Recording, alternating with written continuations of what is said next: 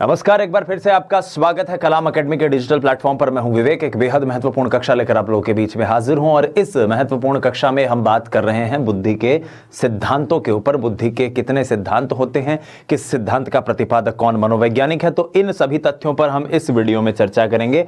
एक और महत्वपूर्ण बात जो यहां पर मैं आपको बताऊं कि ये जो टॉपिक है बुद्धि के सिद्धांत या फिर बुद्धि के परीक्षण जो आप पढ़ेंगे, यहां पर समझने से ज्यादा मैं ये कहूंगा कि आपको रटने की जरूरत है, क्योंकि प्रश्न जो आते हैं वो सीधे सीधे पूछे जाते हैं कि भाई द्विकारक सिद्धांत किसने दिया था, समूह कारक सिद्धांत किसने दिया था, प्राथमिक मानसिक योग्यताओं का सिद्धांत किसने दिया है, बहुबुद्धि सिद्धांत किसका दिया हुआ है। तो इस तरह के प्रश्न यहां पर अक्सर पूछे जाते हैं। आइए अब आगे बढ़ते हैं और चर्चा को आगे लेकर चलते हैं, लेकिन बुद्धि के सिद्धांत के बारे में कुछ बात करें उससे पहले मैं आपको एक छोटी सी बात है, एक छोटा सा सेक्शन है जो एनसीईआरटी में मेंशन्ड है, उसकी बात कर लेता हूं, जो कहता है कि तकनीकी रूप से जो विकसित राष्ट्र हैं, जैसे पश्चिमी राष्ट्र जो हैं, वो बुद्धि को तकनीकी बुद्धि के रूप में मानते हैं, यानी कि एक संज्ञानात्मक क्षमता के रूप में देखते हैं। लेकिन भारतीय क्षमता में अगर या भारतीय परिदृश्य में बात करें तो बुद्धि को केवल एक तकनीकी परिप्रेक्ष्य में नहीं देखा जाता, बल्कि बुद्धि को देखा जाता है संज्ञानात्मक व असंज्ञानात्मक योग्यताओं के समुच्चय के रूप में। असंज्ञानात्मक योग्यताओं के समुच्चय के रूप में संज्ञानात्मक और असंज्ञानात्मक दोनों प्रकार की योग्यताएं इसके अंतर्गत आती हैं, और इसीलिए भारतीय परिप्रेक्ष्य में बुद्धि को कहा जाता है समाकलित बुद्धि। यह आपको बस नाम याद रखने हैं, क्योंकि एनसीईआरटी में लिखा हुआ है समाकलित बुद्धि। तो प्रश्न अगर आ जाए कि भारतीय परिप्रेक्ष्य में बुद्धि को क्या माना गया है, भारतीय परिप्रेक्ष्य में बुद्धि को माना गया है समाकलित बुद्धि, और उसके अंतर्गत 4 तरह की क्षमताएं बताई गई हैं। पहली है संज्ञानात्मक क्षमता, दूसरी है संवेगात्मक क्षमता, तीसरी है इसमें सामाजिक क्षमता, और चौथा इसके अंदर पार्ट आता है, वो कहता है उद्यमी क्षमता। उद्यमी क्षमता, ये सारी चीजें इसके अंतर्गत शामिल हैं बुद्धि के सिद्धांतों में। अब आइए हम आगे चर्चा करते हैं और बुद्धि के सिद्धांत की बात करते हैं। तो प्रिय विद्यार्थियों, जब तक बुद्धि के सिद्धांत के बारे में जाने, हमें 2 नाम बहुत ज्यादा जरूरी हैं यहां जानने। पहला है बुद्धि का कारकीय सिद्धांत।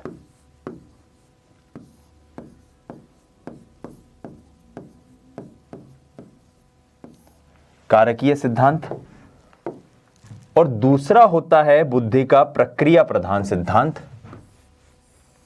पहला है कारकीय सिद्धांत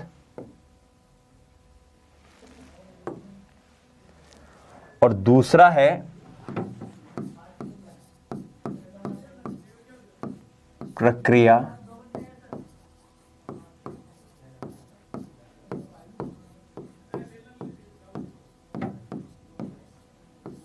प्रधान सिद्धांत।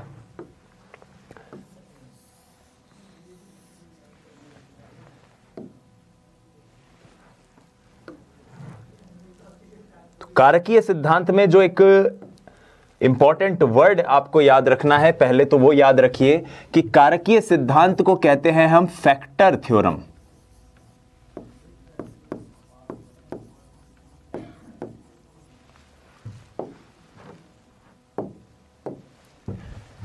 यह है बुद्धि की व्याख्या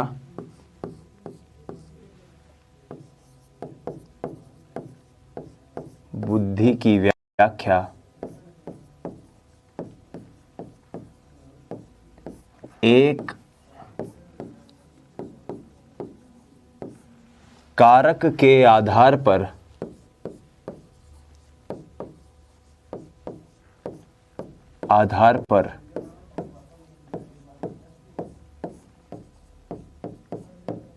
करते हैं। पहला पॉइंट, इन कारकों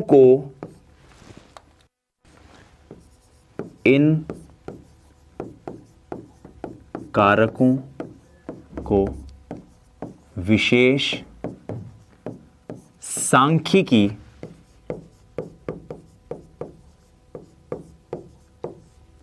विधि के आधार पर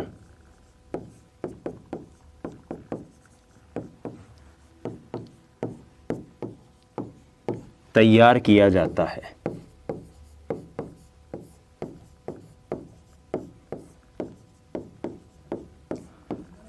कहने का मतलब है कि जो कारकीय सिद्धांत है वो एक गणितीय विधि अपनाता है और एक मैथमेटिकल, एक गणितीय, एक सांख्यिकी के आधार पर गणना करता है और बुद्धि की व्याख्या करता है। बस इतनी सी बात है, आप याद रखिए। जबकि जो प्रक्रिया प्रधान सिद्धांत है, जिसको हम प्रोसेस ओरिएंटेड थ्योरी कहते हैं,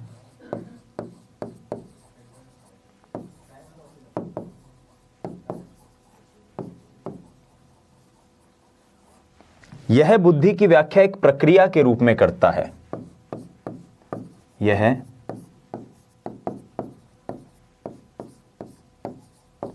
बुद्धि की व्याख्या एक प्रक्रिया के रूप में करता है,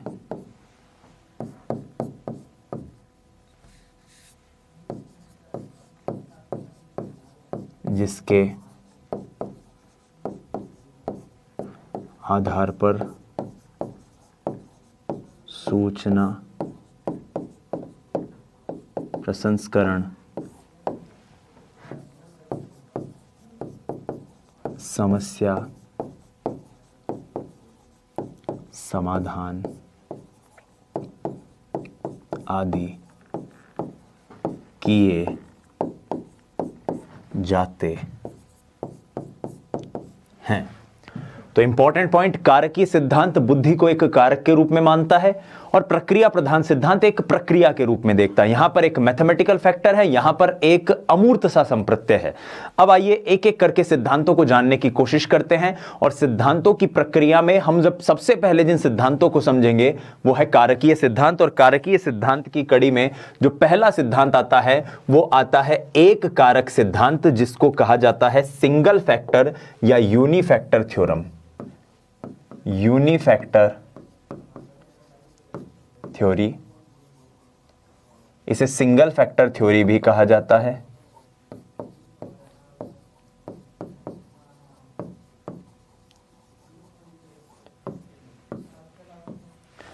एक कारक सिद्धांत के प्रतिपादक के रूप में जिस मनोवैज्ञानिक का नाम आपको याद रखना है वो हैं अल्फ्रेड बिने साहब।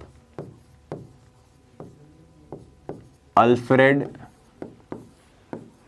बिने द्वारा प्रतिपादन। तो एक कारक सिद्धांत का प्रतिपादन किस मनोवैज्ञानिक द्वारा किया गया है? अल्फ्रेड बिने द्वारा। अब ये एक कारक सिद्धांत क्या कहता है? यह कहता है कि बुद्धि एक ऐसी शक्ति है, बुद्धि एक ऐसी शक्ति है जो समस्त मानसिक गुणों का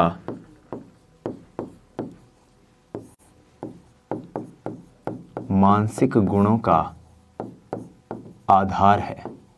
सिंपल सी बात, आधार है। एक ऐसी शक्ति है जो समस्त मानसिक गुणों का आधार है। तो इस सिद्धांत के अनुसार इस वाक्य का क्या मतलब हुआ?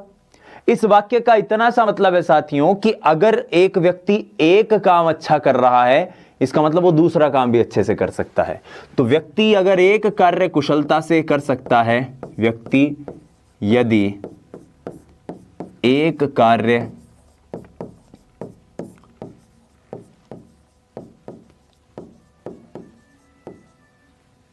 कुशलतापूर्वक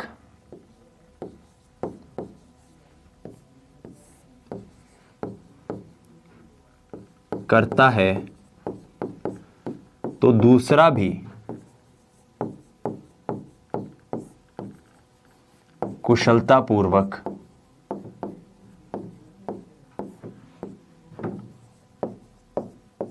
कर सकता है। अब आप इस प्रश्न का जवाब दीजिए कि क्या वाकई में ऐसा संभव है कि मान लीजिए मैं अगर गणित में अच्छा हूं, इसका मतलब मुझे हिंदी भी अच्छे से आ जाएगी। हिंदी में अच्छा हूं इसका मतलब मैं स्पोर्ट्स भी अच्छे से खेल सकता हूं? नहीं। इसीलिए वर्तमान में ये जो सिद्धांत है, एक कारक सिद्धांत, यूनिफैक्टर थ्योरी जो है, इसको अस्वीकृत कर दिया गया। लेकिन इसको मानने वालों में सबसे महत्वपूर्ण नाम किन किन का होता है? टर्मन का इसमें नाम है, इसमें बिने का नाम है, इसके अंदर जॉनसन का नाम है। ये सारे लोग इसके सिद्धांत के मानने वालों के अंदर आते हैं। विलियम स्टर्न, जिन्होंने आईक्यू का संप्रत्यय दिया है 2012 में, माफ कीजिएगा 1912 में, उनका भी इसके अंतर्गत नाम आता है। तो बुद्धि के एक कारक सिद्धांत के बारे में हमने ये जाना। प्रश्न सीधा सीधा बनता है, एक कारक सिद्धांत किसका दिया हुआ है? अल्फ्रेड बिने का। एक चीज और आप यहां पर याद रखिएगा कि सबसे महत्वपूर्ण जो पॉइंट है आपके इस परीक्षा के लिए, वो है सिद्धांत का नाम क्या है और सिद्धांत का प्रतिपादन करने वाले मनोवैज्ञानिक का नाम क्या है। आइए अब दूसरे सिद्धांत पर चलते हैं, जिसको द्विकारक सिद्धांत कहते हैं। और ये ऐसा सिद्धांत है जिससे सबसे ज्यादा प्रश्न पूछे जाने की संभावना होती है। तो इसे कहते हैं हम two factor theory. Two factor theory इस सिद्धांत का नाम है। और इस सिद्धांत के प्रतिपादक के रूप में जिस मनोवैज्ञानिक को जाना जाता है, उनका नाम होता है चार्ल्स स्पीयरमैन। चार्ल्स स्पीयरमैन द्वारा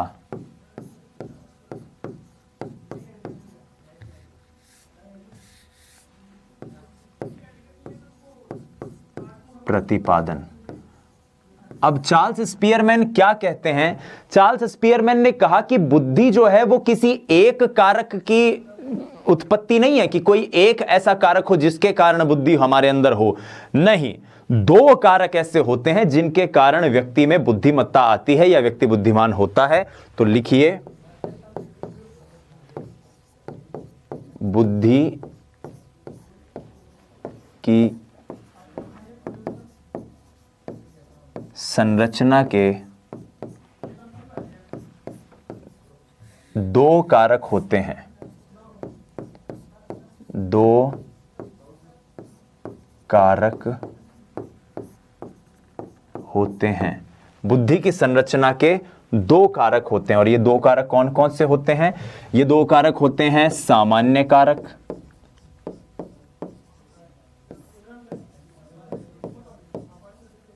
जिसको हम कहते हैं general factor, GENERAL is equals to G। ये G बड़ा इंपॉर्टेंट है, पहली बार अगर पढ़ रहे हो तो याद रखना। आगे बुद्धि में चाहे व्यक्तित्व हो, माफ कीजिएगा बुद्धि के बाकी के सिद्धांत हो, चाहे बुद्धि के परीक्षण की बात करें, ये G कहीं ना कहीं आपको लिखा हुआ मिल ही जाएगा। ठीक है, तो पहला क्या था? सामान्य कारक, और दूसरा है विशिष्ट कारक। विशिष्ट कारक, जिसको हम कहते हैं स्पेशल या स्पेसिफिक, S। ठीक है, कई बार विद्यार्थी कंफ्यूज हो जाते हैं कि सामान्य तो याद रख लेते हैं हिंदी में, और जब अंग्रेजी में वो आता है लिखा हुआ तो सामान्य को S से मान के और फिर पूरा गुड़ गोबर करके आ जाते हैं। तो ये ध्यान में रखना कि चार्ल्स स्पीयरमैन ने बुद्धि का द्विकारक सिद्धांत दिया है, जिसमें उन्होंने बुद्धि की संरचना के दो कारक बताए हैं, सामान्य कारक और विशिष्ट कारक। अब अगली स्लाइड में हम सामान्य कारक और विशिष्ट कारक के बारे में कुछ महत्वपूर्ण जानकारियां देखने की कोशिश करते हैं, क्योंकि इनसे जुड़े हुए प्रश्न ऐसे भी पूछे जाते हैं कि निम्न में से सामान्य कारक की क्या विशेषता है, निम्न में से विशिष्ट कारक की क्या विशेषता है। तो ये प्रश्न अगर इस तरह का आए तो इनके बारे में आपको कुछ महत्वपूर्ण बातें पता होनी चाहिए।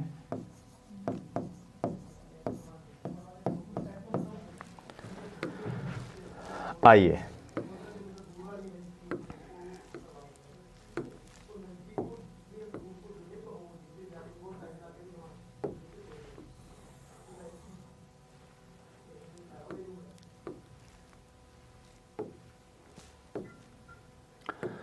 सबसे पहले तो हमारे दिमाग में एक सवाल आता है कि ये सामान्य और विशिष्ट से मतलब ही क्या है। तो देखिए, चार्ल्स स्पीयरमैन कहते हैं कि जब भी किसी व्यक्ति की बुद्धिमत्ता की बात करोगे तो उसमें दो प्रकार के फैक्टर्स होंगे। एक फैक्टर ऐसा होगा जो व्यक्ति की जन्मजात क्षमता को बताएगा, जन्मजात क्षमता को, उसको आप कहोगे सामान्य कारक। तो यह कैसी क्षमता है? यह जन्मजात क्षमता है। यह एक सामान्य सी इंटेलिजेंस है, सामान्य सी बुद्धि है जो इस बात से तय होती है कि उसकी आनुवांशिकता कैसी रही। और एक है जो उसकी अर्जित क्षमता है। दूसरी कौन सी है? अर्जित क्षमता।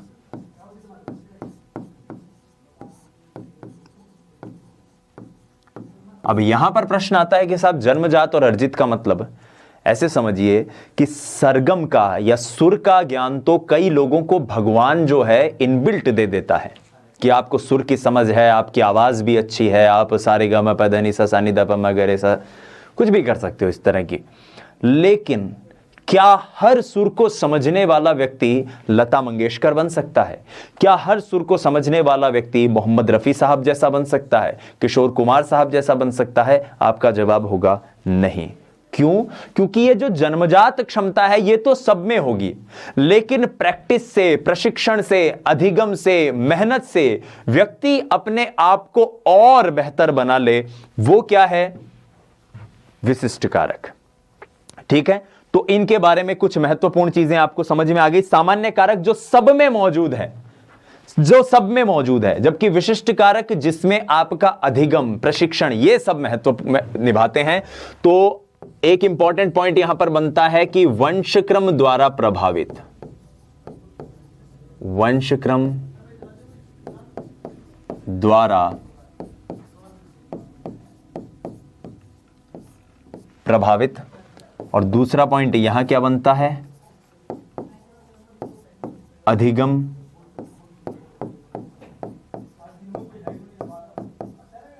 प्रशिक्षण द्वारा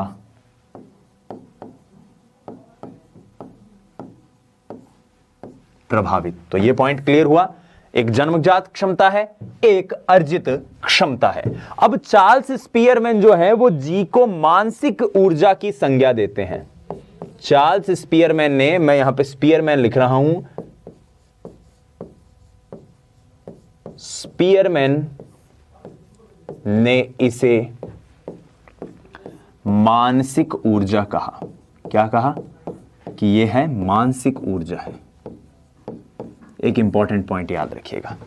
दूसरा स्पीयरमैन साहब जो बात कहते हैं वो ये है कि सामान्य कारक के अंतर्गत वो सभी मानसिक संक्रियाएं सम्मिलित हैं जो अन्य कार्यों के निष्पादन पर प्रभाव उत्पन्न करती हैं। ठीक है,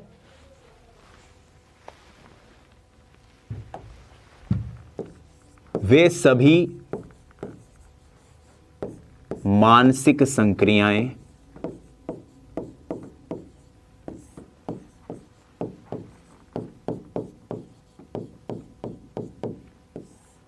जो प्राथमिक हैं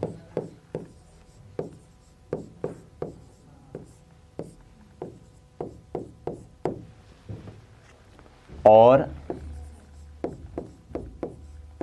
जिसका प्रभाव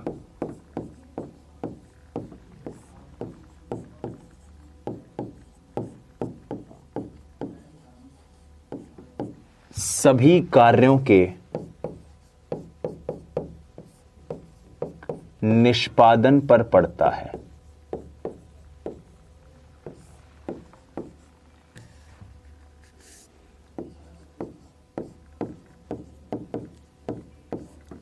निष्पादन पर पड़ता है। ठीक है, सभी कार्यों के निष्पादन पर इसका प्रभाव पड़ता है।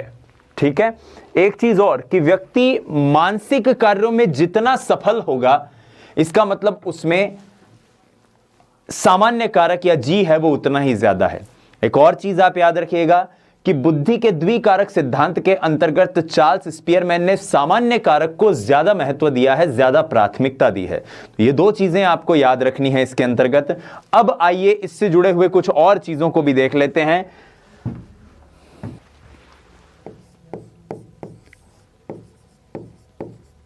इसकी मात्रा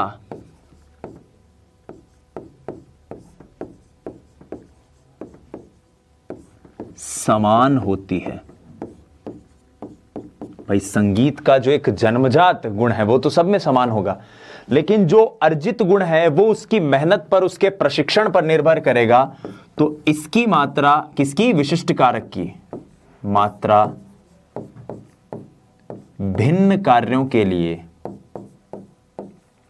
भिन्न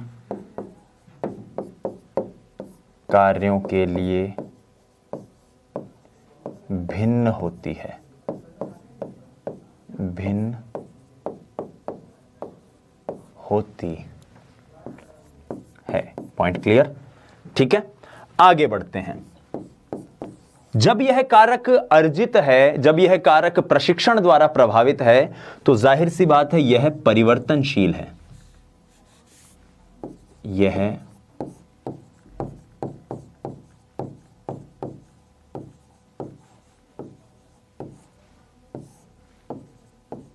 परिवर्तनशील है। ठीक है, एक चीज और आप याद रखिएगा कि किसी भी व्यक्ति के अंतर्गत जो भी संज्ञानात्मक उपलब्धि वो अर्जित करता है उसमें सामान्य कारक और विशिष्ट कारक दोनों अपनी भूमिका निभाते हैं, लेकिन ज्यादा महत्वपूर्ण क्या है? सामान्य कारक है। तो यहां पर हमने बुद्धि के द्विकारक सिद्धांत को समझा। अब आइए बात करते हैं बुद्धि के समूह कारक सिद्धांत के बारे में। बुद्धि का समूह कारक सिद्धांत, जिसको अंग्रेजी में कहा जाता है ग्रुप फैक्टर थ्योरी।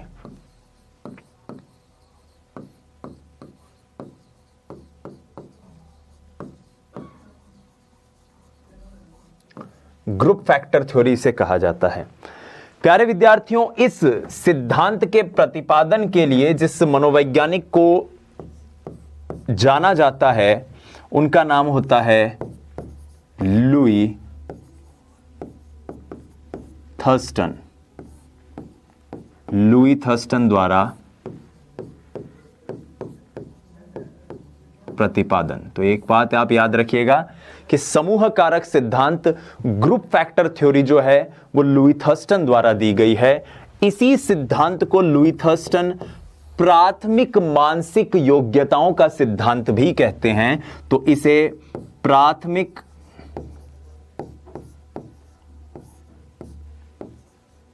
मानसिक योग्यताओं का सिद्धांत भी कहा जाता है। प्राथमिक मानसिक योग्यताओं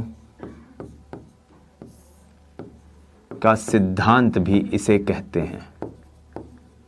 ठीक है, प्राथमिक मानसिक योग्यताओं का सिद्धांत। और इस सिद्धांत को इंग्लिश में कहते हैं primary mental abilities, theory of primary mental abilities. अब क्या है ये प्राइमरी मेंटल एबिलिटीज, इसके बारे में जानते हैं। थर्स्टन का कहना है कि बुद्धि ना तो सामान्य कारक है, कि बुद्धि में ना तो कोई सामान्य कारक होता है, यानी कि सामान्य व विशिष्ट कारक को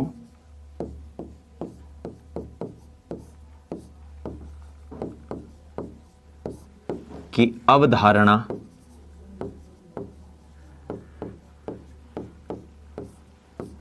को अस्वीकार कर दिया इन्होंने।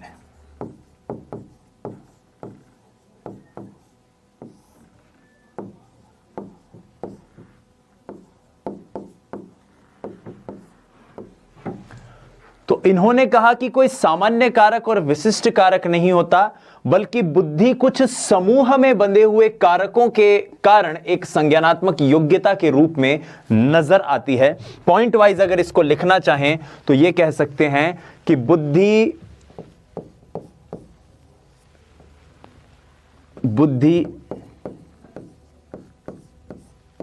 विविध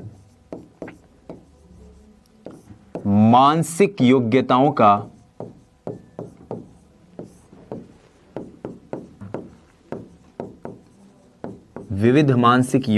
का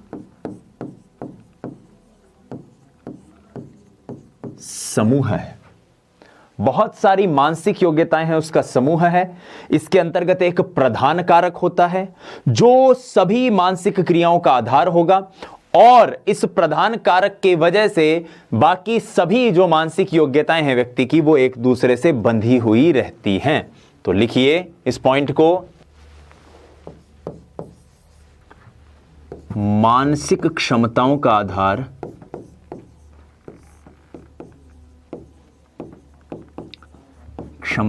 आधार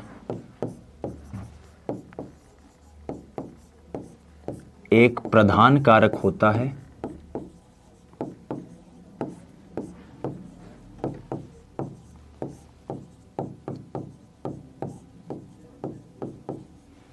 ठीक है, और यह प्रधान कारक मनुष्य की सभी बौद्धिक क्रियाओं को एक दूसरे से बांधे रखता है। यह है मनुष्य की समस्त बौद्धिक क्रियाओं को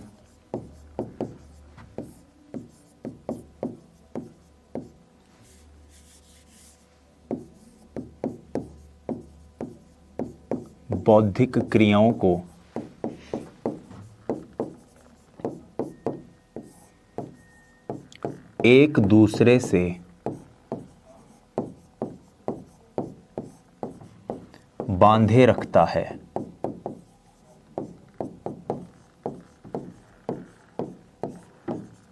ठीक है, यह पॉइंट आपको क्लियर।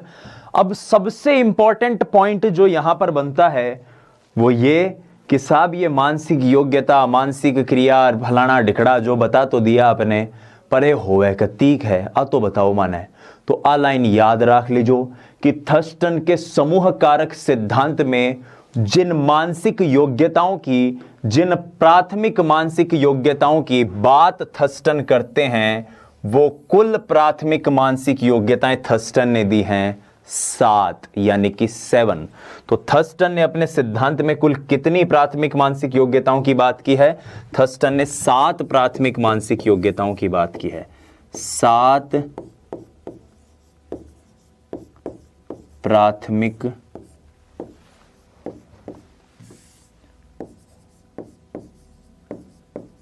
मानसिक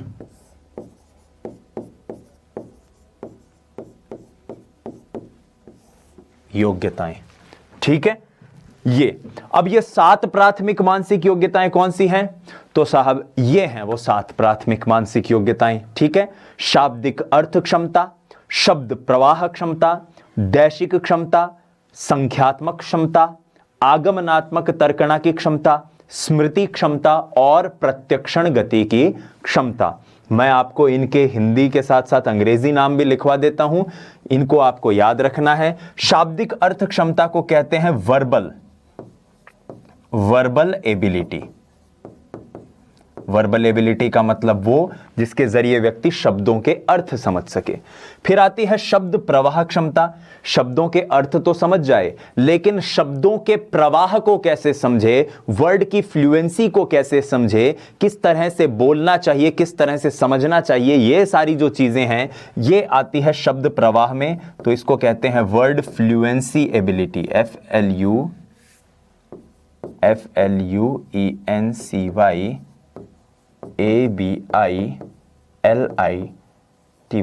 वर्ड फ्लुएंसी एबिलिटी। फिर आती है दैशिक क्षमता। इस दैशिक क्षमता को हम आगे भी पढ़ेंगे बहुबुद्धि सिद्धांत में, अभी मैं समझा देता हूं दैशिक क्षमता क्या होती है। वैसे इसे स्पेशल एबिलिटी कहा जाता है। स्पेशल एबिलिटी या स्पेशल एबिलिटी जो है क्या होती है?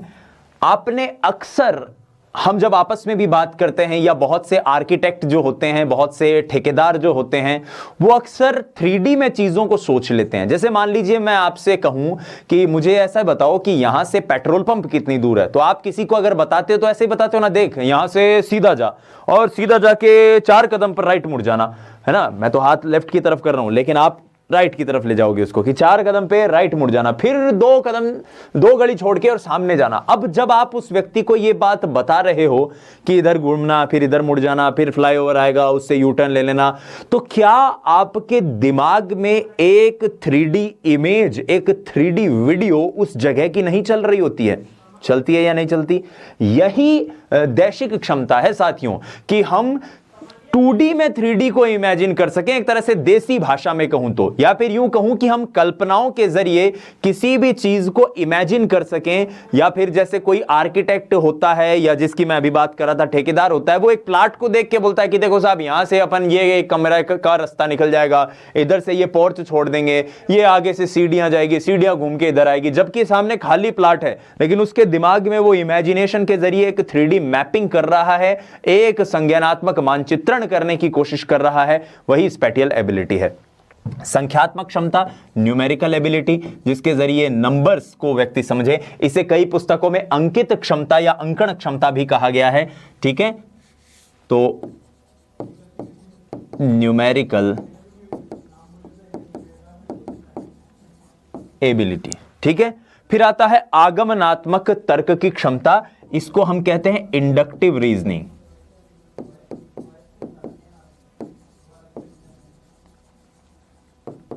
देखिए ये चीज ध्यान रखिएगा, कई पुस्तकों में केवल तर्कणा की क्षमता लिखा हुआ होता है, जबकि राजस्थान बोर्ड की 11वीं कक्षा की जो पुस्तक है, माफ कीजिएगा 12वीं कक्षा की जो पुस्तक है जिसमें बुद्धि का खंड दिया हुआ है, उसमें स्पष्ट रूप से लिखा गया है कि थर्स्टन ने जो अपना सिद्धांत दिया था उसमें केवल तार्किक क्षमता शब्द इस्तेमाल नहीं किया था, बल्कि इंडक्टिव रीजनिंग, आपके आगमनात्मक तर्कना की बात कही थी। अब ये आगमनात्मक तर्कना क्या होती है इसको भी समझ लेते हैं। तो साथियों, आगमनात्मक तर्कना, निगमनात्मक तर्कना, दो प्रकार की तर्कना होती है।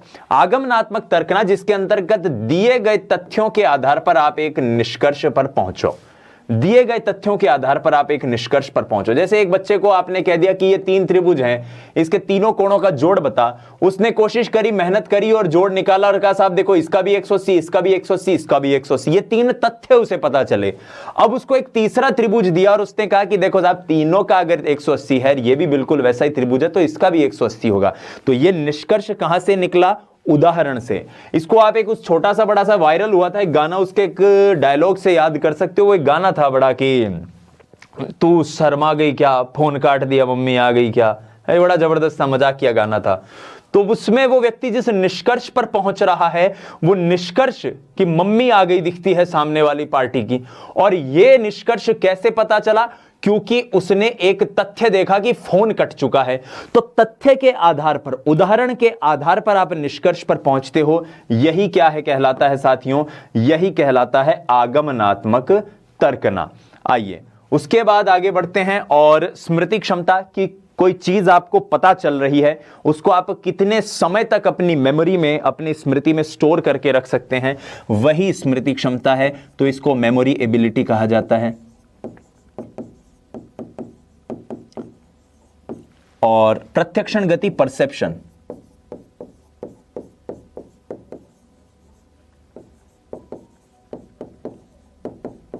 परसेप्शन का मतलब क्या है कि ज्ञानेंद्रियों की मदद से आपको अगर कोई सेंसेशन हो रहा है, संवेदन हो रहा है, तो मस्तिष्क उस संवेदन का सही सही अर्थ या अभिप्राय पता कर पा रहा है या नहीं कर पा रहा, मानसिक प्रत्यक्षीकरण कर पा रहा है या नहीं कर पा रहा। तो थर्स्टन के सिद्धांत की ये 7 प्राथमिक मानसिक योग्यताएं हमने समझी। आइए आगे बढ़ते हैं और आर्थर जेनसन के पदानुक्रमिक मॉडल को जानने की कोशिश करते हैं। दोस्तों यहां पर मैं आपको एक चीज स्पष्ट कर दूं कि पदानुक्रमिक मॉडल जो है ये हम 2 बार पढ़ेंगे। एक आर्थर जेनसन का मॉडल है और इसके अलावा एक मॉडल हम फिलिप वर्नन का भी पढ़ने की कोशिश करेंगे। तो फिलिप वर्नन का जो प्राथमिक, माफ कीजिएगा, पदानुक्रमिक या हायरार्कियल मॉडल है, उसमें 3 चरण है, जबकि आर्थर जेनसन का जो पदानुक्रमिक मॉडल है उसमें 2 ही चरण है। एनसीईआरटी में यह स्पेसिफिकली बताया गया है आर्थर जेनसन का मॉडल, जिसको हम अभी डिस्कस कर रहे हैं।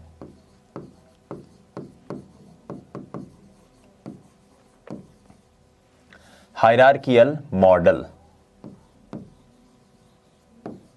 ठीक है। आइए आगे बढ़ते हैं। तो जाहिर सी बात है यहां पर जो पहला नाम आपको याद रखना है वो ये कि इसका जो एक तरह से कह सकते हैं प्रतिपादन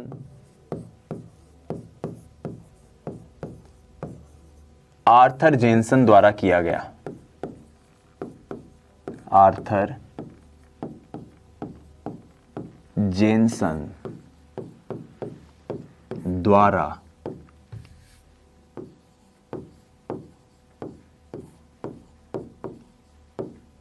किया गया। ठीक है, यह पॉइंट आपको याद रहेगा कि आर्थर जेनसन द्वारा पदानुक्रमिक मॉडल दिया गया है।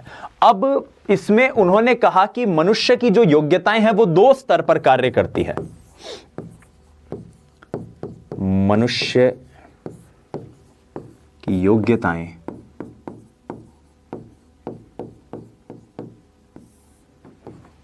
2 स्तर पर कार्य करती हैं। ठीक है, मनुष्य की योग्यताएं कितने स्तर पर कार्य करती हैं? 2 स्तर पर कार्य करती हैं। और ये जो 2 स्तर हैं, ये जो 2 लेवल हैं, इसको हम लेवल 1 और लेवल 2 के जरिए समझते हैं। तो सबसे पहले जो निचला स्तर है जिसको लेवल 1 कहा जाता है, उसके बारे में जानते हैं। लेवल 1, लेवल 1 की खासियत यह है कि यह साहचर्यात्मक अधिगम से संबंधित है। इसका संबंध है साहचर्यात्मक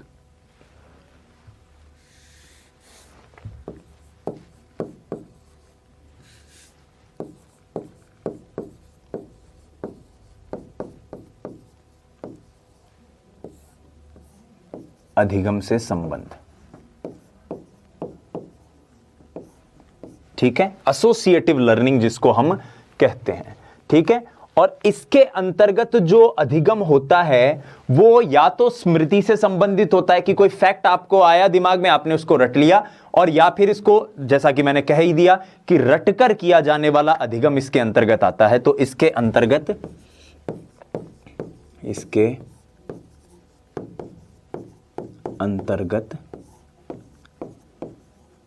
रटकर किया जाने वाला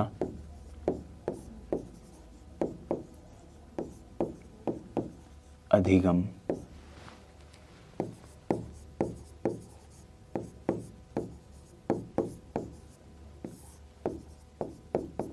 सम्मिलित है।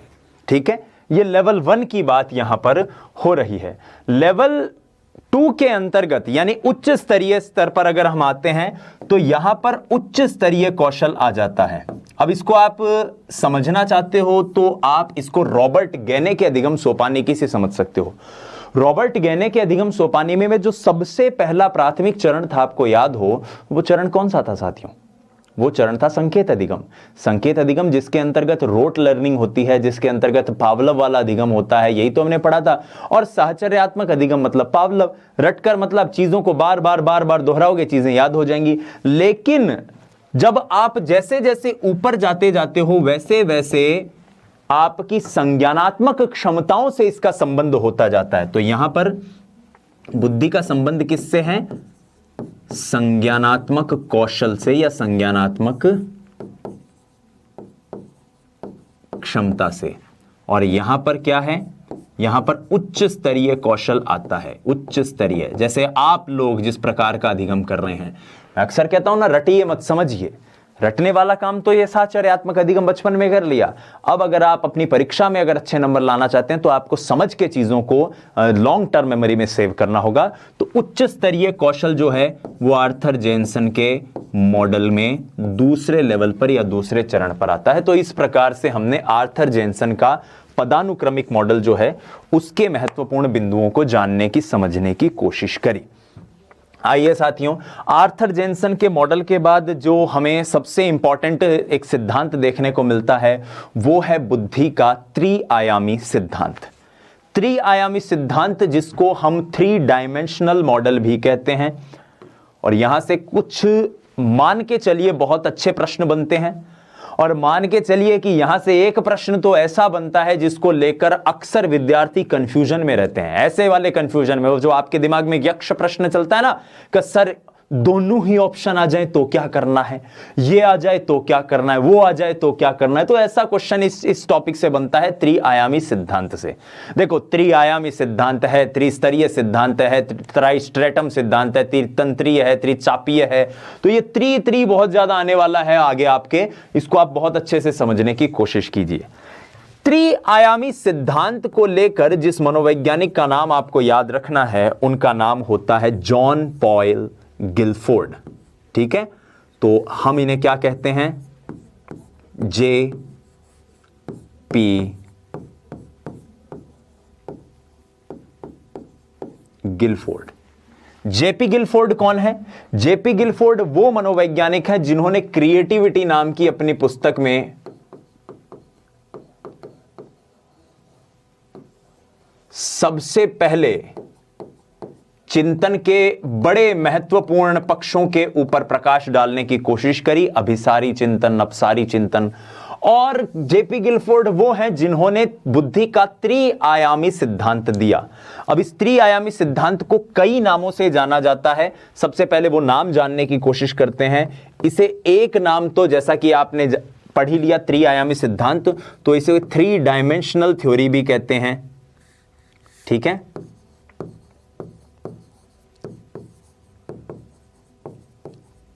ये सारे कारकीय सिद्धांत हैं जो हम पढ़ रहे हैं। 3 डायमेंशनल थ्योरी। और सबसे इंपॉर्टेंट बात यह है कि जेपी गिलफोर्ड जो हैं, ये एक तस्वीर आप इस वक्त देख रहे हो, इस तरह का एक क्यूबिकल मॉडल प्रस्तुत करते हैं अपने सिद्धांत में।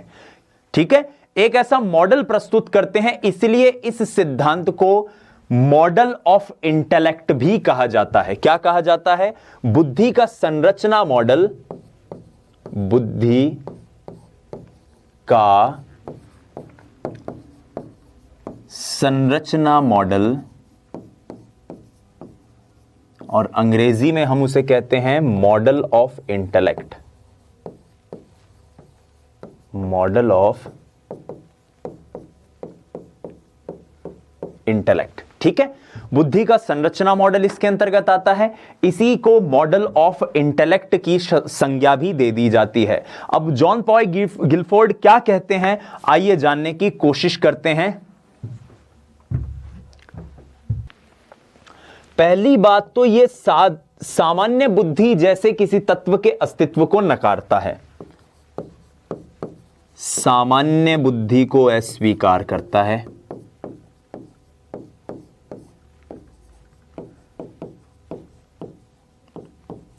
और इसीलिए जेपी गिलफोर्ड का जो ये सिद्धांत है, इस सिद्धांत को एक और महत्वपूर्ण नाम से जाना जाता है, और वो महत्वपूर्ण नाम होता है बहुकारक सिद्धांत। क्या नाम है साथियों? बहुकारक सिद्धांत।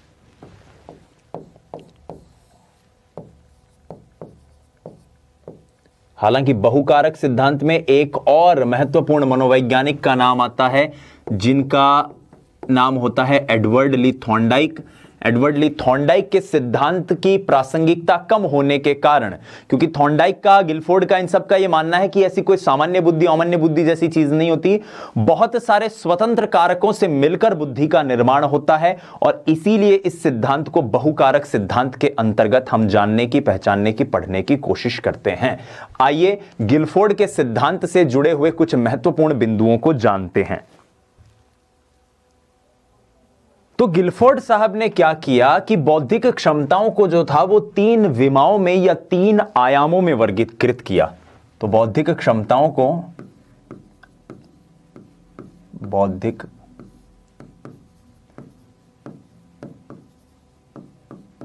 क्षमताओं को 3 आयाम में वर्गीकृत किया गया, आयाम में वर्गीकृत किया गया।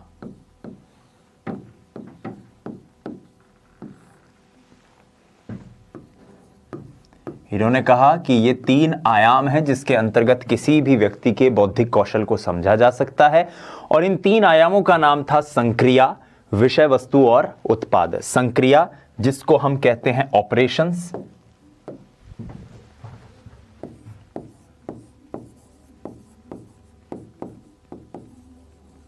विषय वस्तु जिसको कहा जाता है कंटेंट, और उत्पाद जिसको, या उत्पादन जिसको कहा जाता है प्रोडक्ट। अब इसको समझाने के लिए ये एक क्यूबिकल मॉडल है जो मैं आप लोगों के लिए लेकर आया हूं।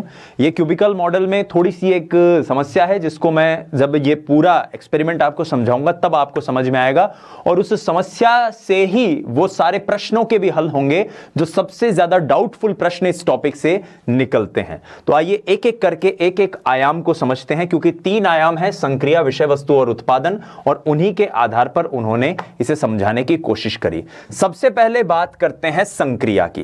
संक्रिया क्या होती है, इसको लेकर जेपी गिलफोर्ड क्या कहते हैं? तो जेपी गिलफोर्ड संक्रिया को समझाते हुए कहते हैं कि जो मानसिक प्रक्रिया होती है व्यक्ति के अंदर, उसी के स्वरूप को संक्रिया कहा जाता है। व्यक्ति में जो मानसिक प्रक्रिया होती है, मानसिक, किसी भी काम को करते वक्त हमारे दिमाग में एक प्रोसेसिंग, एक प्रक्रिया तो चलती है, ठीक है। मानसिक प्रक्रिया के स्वरूप को संक्रिया कहते हैं, ठीक है। और इसके आधार पर उन्होंने कुल 6 मानसिक संक्रियाएं बताई। कितनी मानसिक संक्रियाएं बताई? गिलफोर्ड ने 6 प्रकार की मानसिक संक्रियाएं बताई। यह संख्या बहुत इंपॉर्टेंट है। तो गिलफोर्ड ने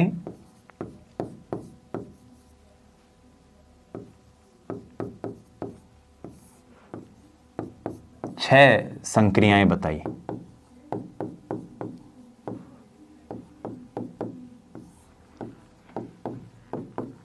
अब ये कौन कौन सी हैं देखिए। पहली है संज्ञान, जिसको हम कहते हैं कॉग्निशन। मैं इनके अंग्रेजी नाम आपको साथ में बताता हुआ चलता हूं। संज्ञान यानी कि कॉग्निशन। स्मृति अभिलेख, जिसको कहते हैं मेमोरी रिकॉर्डिंग, कि आप दिमाग में कोई चीज कैसे रिकॉर्ड करते हो। स्मृति धारण, जिसको कहते हैं मेमोरी रिटेंशन।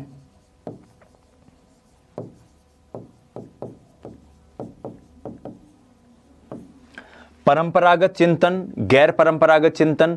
परंपरागत चिंतन को कहते हैं कॉन्वर्जेंट थिंकिंग।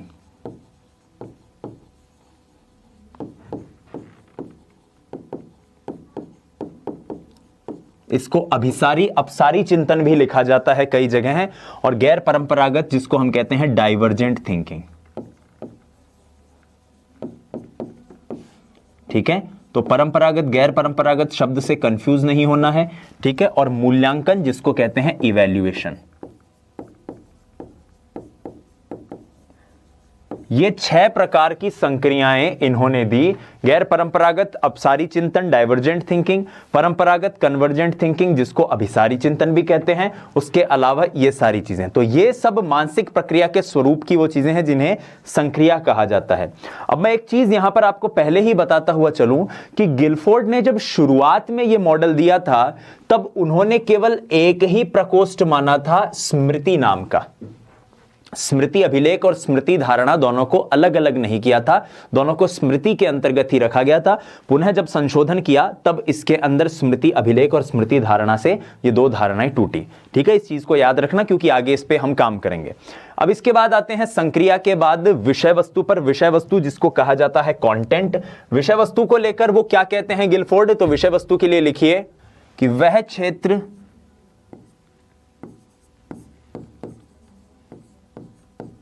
जिसके एकांशों या सूचनाओं के आधार पर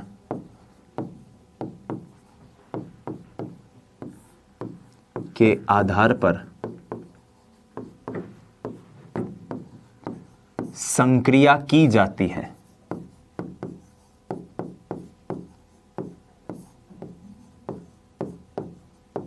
भाई मुझे एक बात बताओ, संक्रिया क्या क्या हो सकती है, कैसे कैसे ऑपरेशंस हो सकते हैं? आदमी स्मृति में धारण कर सकता है, रिकॉर्ड कर सकता है, परंपरागत चिंतन कर सकता है, मूल्यांकन कर सकता है, संज्ञान ले सकता है, लेकिन वो लेगा कैसे? वो कैसे लेगा? वो किसी चीज को देखकर, सुनकर, या किसी संकेत को समझकर, या किसी शब्द को समझकर, या किसी व्यवहारात्मक दृष्टिकोण को समझकर ऐसे ही तो करेगा ये सारे काम। तो यहां पर इसके अंतर्गत जो प्रकोष्ठ होते हैं, कितने प्रकार की संक्रिया जो उन्होंने बताई, कितने प्रकार की विषय वस्तु हो सकती है, उसको लेकर गिलफोर्ड एक सिंपल सा स्टेटमेंट देते हैं। तो विषय वस्तु कितने हैं? 5।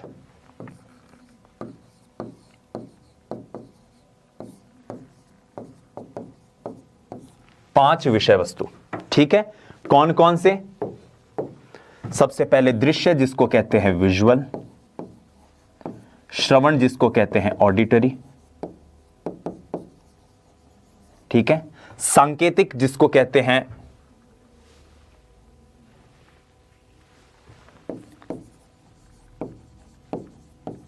सिंबॉलिक, शाब्दिक, सिमेंटिक, और व्यवहारिक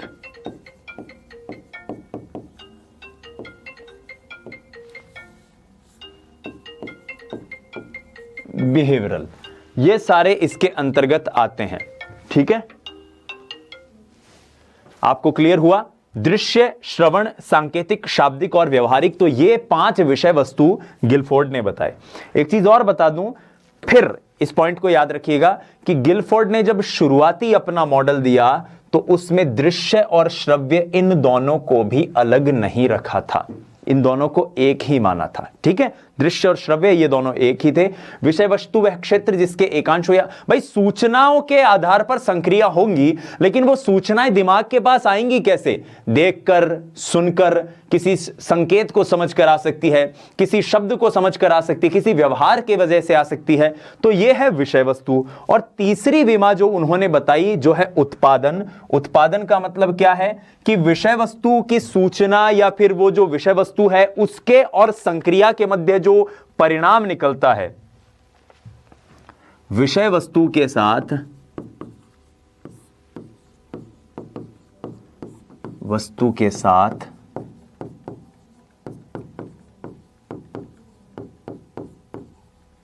संक्रिया के परिणाम को उत्पादन कहते हैं। सिंपल सी बात है, ये बात याद रखिएगा। उत्पादन कहते हैं या उत्पाद कहते हैं, जो भी चीज है, ठीक है। और ये कितने तरह का हो सकता है? ये साथियों हो सकता है 6 प्रकार का। तो 6 प्रकार इसके बता दिए गए हैं।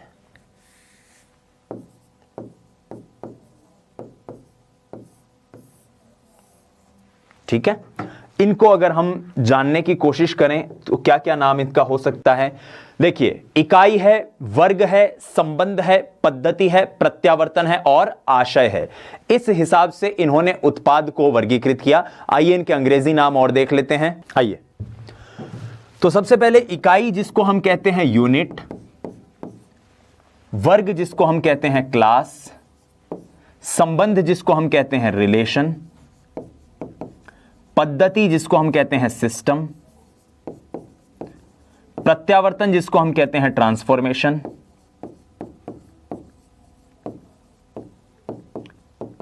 और आशय जिसको हम कहते हैं इंप्लीकेशन।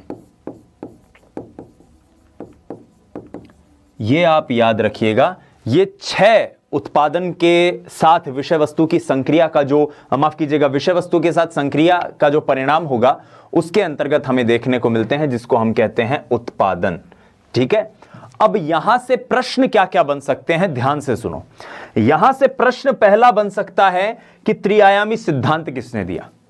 दूसरा, वो पूछ सकता है हर आयाम में जो 5 6 किसी में 5 है, किसी में 6 हैं, ये जो इसके अंतर्गत बताए गए हैं, उत्पाद कितने तरह के हो सकते हैं, संक्रिया कितने तरह की हो सकती है, विषय वस्तु कितने तरह की हो सकती है, ये सारी चीजें वो पूछ सकता है। और एक प्रश्न उसने एक बार पूछा था जो सबसे ज्यादा डाइसी सवाल है, वो प्रश्न ये था कि कुल जमा कितने प्रकोष्ठ हो सकते हैं, कुल कितने प्रकोष्ठ हो सकते हैं। तो याद कीजिए, मैंने आपको बताया था कि एक जमाने पहले जब इन्होंने पहली बार मॉडल दिया था तो यहां पर कितने माने गए थे, 1 2 3 4 5। प्रारंभ में जब ये मॉडल दिया था तो 5 4 और 6, ठीक है, मैं आपको पूरी क्रोनोलॉजी समझा रहा हूं। एक डाइसी क्वेश्चन ऐसा पूछा गया है बोर्ड द्वारा, रीट में एक बार ऐसा क्वेश्चन आया हुआ है जिसके कारण काफी ज्यादा प्रॉब्लम होती है विद्यार्थियों को।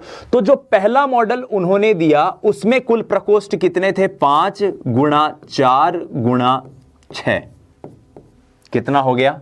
5 चौके 20 गुणा 6 120। 120 प्रकोष्ठ या 120 इकाइयां। अब एक बार रीट ने प्रश्न जो पूछा था उसके अंदर ऑप्शन 120 दिया हुआ था। इसके बाद 2 संशोधन और हुए, लेकिन उन दोनों संशोधनों के जो रिजल्ट आए वो एग्जाम्पल में नहीं दिए गए थे, और वो नहीं दिए इसलिए विद्यार्थी कंफ्यूजन में रह गए। उन्होंने कंफ्यूजन में तो क्या रह गए, उस क्वेश्चन के अंदर 120 ही दिया हुआ था और 120 उन्होंने सही मान लिया। आगे बढ़ते हैं और दूसरे संशोधन की बात मैं करता हूं आप लोगों के सामने। दूसरा जब संशोधन दिया, माफ कीजिएगा, पहला जब संशोधन आया, ये तो पहली स्थिति है जब संशोधन हुआ ही नहीं था। पहला जब संशोधन आया,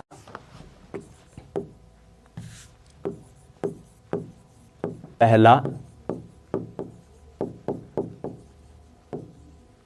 संशोधन तो दृश्य और श्रव्य को अलग किया गया। तो उत्तर क्या मिला? 5 गुणा 5 गुणा 6 150 प्रकोष्ठ। और अंतिम जो संशोधन आया या दूसरा संशोधन जिसको हम कह सकते हैं, दूसरा संशोधन जब आया तब स्मृति लेखन और स्मृति धारण को भी अलग कर दिया था। तो 6 गुणा 5 गुणा 6 बराबर 180 प्रकोष्ठ। प्रिय विद्यार्थियों, याद रखिएगा गिलफोर्ड का जो ये मॉडल है इसमें कुल 180 प्रकोष्ठ ही होते हैं। गिलफोर्ड के मॉडल में 180 प्रकोष्ठ ही होते हैं। यहां तक कि आपके पास जो ये डायग्राम जो दिया हुआ है आप देख रहे हो, इस डायग्राम में भी एक प्रकोष्ठ कम है। ये डायग्राम भी 150 प्रकोष्ठ वाला ही डायग्राम है। लेकिन आप इस चीज को याद रखना, आपके जो नोट्स की किताब में जो आपको डायग्राम मिलेगा वो 180 प्रकोष्ठ वाला ही मिलेगा। प्रश्न अगर पूछा गया, आप कहोगे कि सर एक बार तो 120 प्रकोष्ठ पूछा गया है और उसको सही भी माना गया है। वो इसलिए सही माना कि उस पेपर के अंदर उस क्वेश्चन के ऑप्शंस देखिए, उनमें ना तो 150 लिखा हुआ था ना 180 लिखा हुआ था। अगर ये दोनों लिखे हुए होते तो जाहिर सी बात है 180 को मानते। संभवतः ऐसा मान सकते हैं कि जब ये प्रश्न पूछा गया होगा पहले, तो इसका मतलब बोर्ड ने पुराने वाले प्रकोष्ठ को मान लिया। एक चीज आप स्पष्ट रूप से याद रखिएगा, कंठस्थ कर लीजिएगा कि अगर ये तीनों ऑप्शन में हो तो आपको 180 ही टिक करके आना है।